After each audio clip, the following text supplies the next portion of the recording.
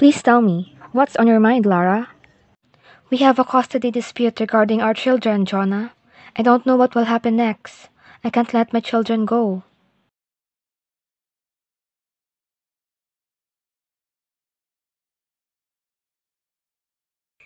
As a social worker, I must know the doctrine of privileged communication, the right of privileged communication, which assumes that a professional cannot disclose confidential information without a client's consent. Privilege pertains to the disclosure of confidential information in court or during other litigation. In order to be considered privileged, information must be assumed as confidential by the parties involved, wherein this relationship is recognized by the broader community, and also the harm caused by the disclosure exceeds the benefits during litigation.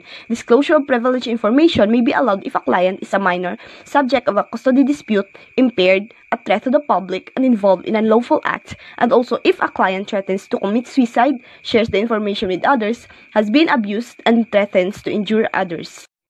Exceptions regarding the right of privileged communication during litigation. A client presents in court that he or she received counseling for emotional problems resulting from a workplace accident leading to a lawsuit for damages, and my testimony about the client is required so that I can defend myself against a lawsuit filed by the client. Protecting the confidentiality of my client during legal proceedings to the extent permitted by law is my responsibility as a social worker.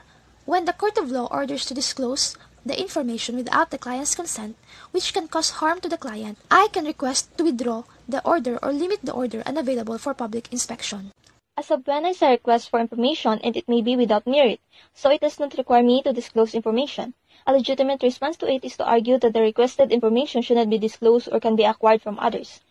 As strategies during legal proceedings to protect my client's confidentiality, I can have a lawyer to file a motion asking the court to rule the request is inappropriate, or I can request through a lawyer that a judge review canonical notes and records in chambers and then rule on whether the information should be revealed in open court and made a matter of public record.